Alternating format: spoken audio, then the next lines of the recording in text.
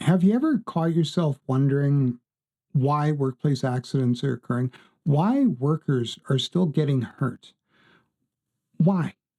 Well, I was the other day, and I don't know that I have all of the answers, but I came up with some that I think might be the answer, and then, what the problem is, and some solutions to that. So come on, join me. So that's the question. Have you ever asked yourself, why do workplace accidents occur? Why are bad things happening in the workplace? Really and truthfully, they most likely occur. Well, wait, let me rephrase that.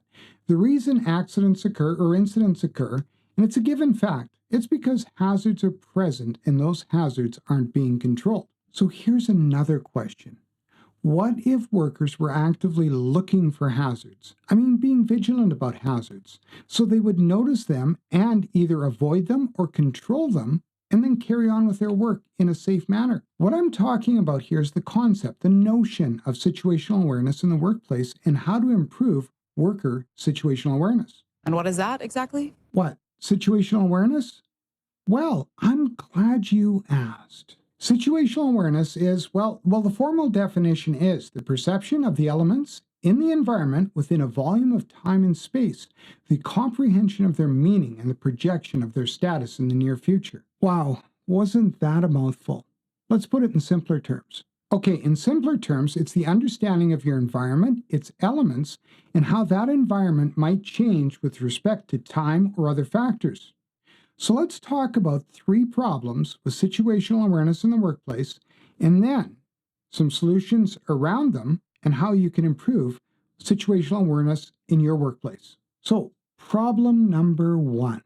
Well, it's really simple. And as I've mentioned before, hazards are present and they're going unnoticed or they're being ignored, considered inconsequential, whether they be tripping hazards, things like cords stretched across a walking path, or broken stair treads that nobody's tripped over yet. Whatever the case may be, they're going unnoticed or simply ignored. Now, the other problem is we might just get into a sense of routine and it's the same old every day. We're doing things on autopilot so much that we're not noticing the hazards around us. Or we feel what we think is, and we're in what we think is, the safe zone. Maybe, just maybe, we want to keep our heads down and just do our jobs. But either way, that's the number one problem. We aren't noticing hazards. So the very first solution that you can consider is bringing the concept of an informal hazard assessment to the forefront. And that is? What?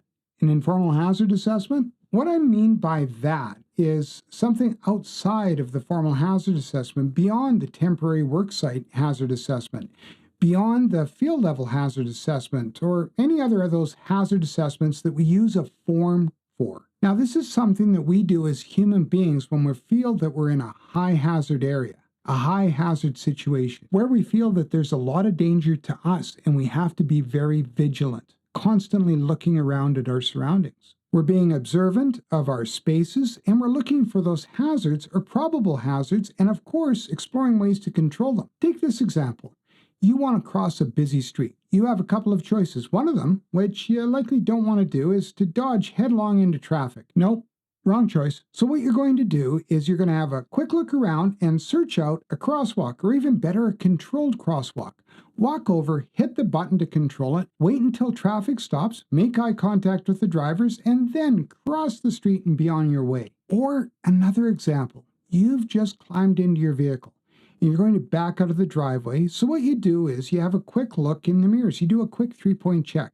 And then maybe you look over your shoulders, you back up. Now, if you're even smarter, you're going to do a walk around your vehicle first before you even get into it, and then you're going to proceed. Now, if you do that, you might be genetically predisposed to being a safety professional. No way.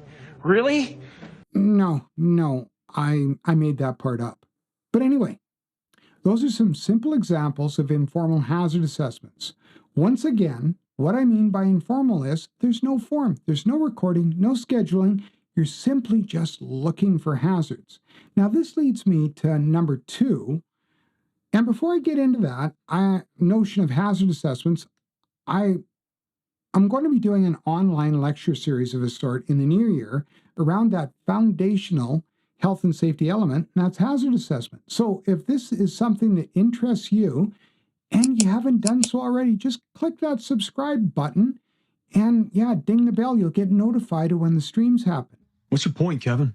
Okay, yes. I'll get to point two. Now, the problem is there's no promotion of that concept of the informal hazard assessment. You're not promoting vigilance. And hazards aren't being on the forefront. It's work, work, work. You're not increasing awareness either, as if you're the company safety professional, supervisor, manager, the director, whoever you are.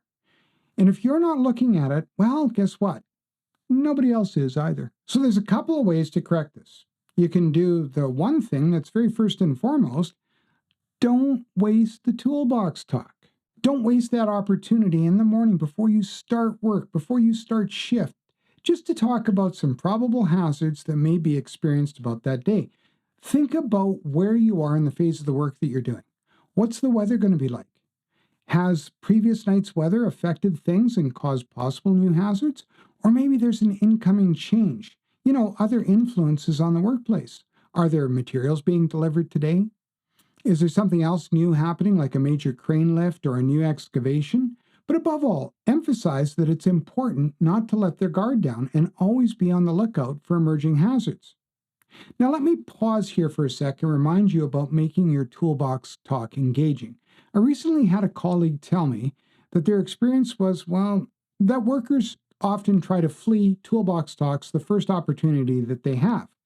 I'm going to leave a link at the end of this video that might help out with that. Now, regardless of anything like that, encourage people to have a quick look around their surroundings.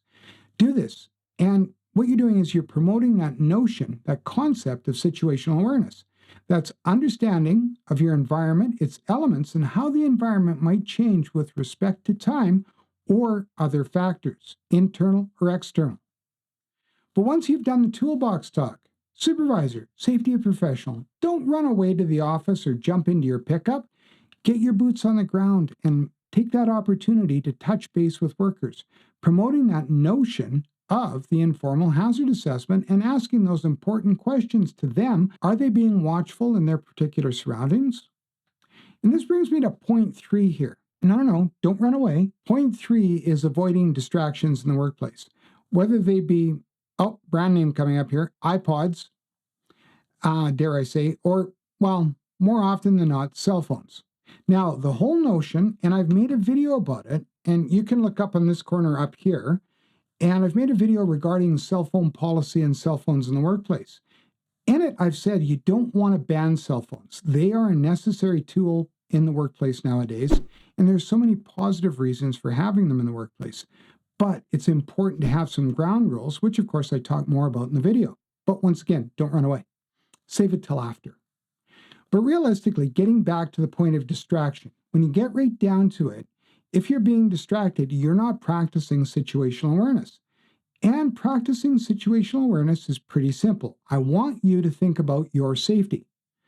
Y.o.u.r. safety. And avoid those distractions. So first off, practice Y. Yield to your situation and to your surroundings. Don't be distracted. Have a look around. O is for observe.